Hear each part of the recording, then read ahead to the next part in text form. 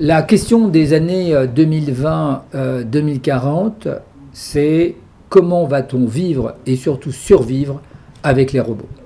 Il me semble qu'en 2020, c'est l'avènement d'une nouvelle civilisation que j'ai appelée la robo-humanité, en un seul mot sans le T. La robo-humanité, c'est la coopération homme-machine, sachant que cette machine va devenir de plus en plus intelligente et qu'elle risque à un moment donné d'être en position de domination.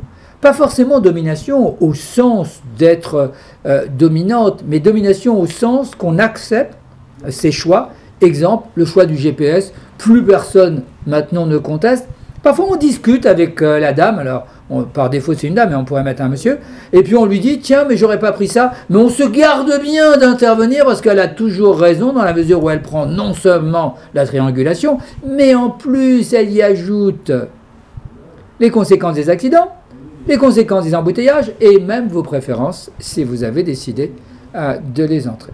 Donc, début, me semble-t-il, de ce que j'appelle l'esclavagisme technologique. De la même manière, si on regarde avec Google aujourd'hui, on lui pose une question et répond 3 réponses. Et dans ces 3 réponses, le triangle d'or, en général, la question est pertinente. Ou si elle n'est pas tout à fait pertinente, elle est suffisamment juste pour ne pas perdre du temps à en chercher une autre.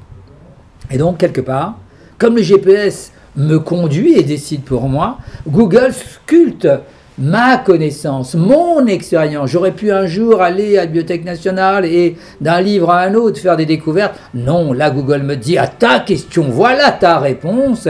Et je m'en contente et je lui obéis et peu à peu, mon savoir est construit comme son graphe de connaissances. Ceci me paraît être l'élément général. Tous ces algorithmes, lorsque on les mélange, on obtient un bot, un robot logiciel.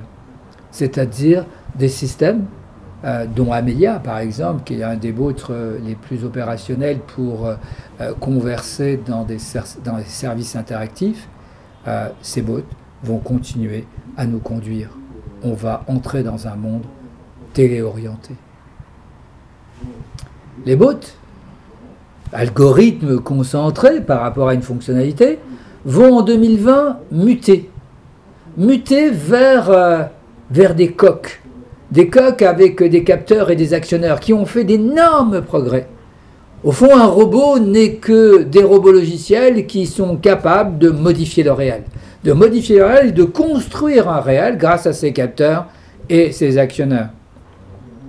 En 2020, dans les Smart Cities, lorsque l'ordinateur de bord aura décidé d'une destination, il prendra ses instructions auprès de l'infrastructure. À cet endroit-là, 30 km/h, tous les ordinateurs de bord obéiront. Les humains ne seront plus désobéissants. Notre civilisation de demain est une civilisation qui sera conduite, guidée, organisée par les robots.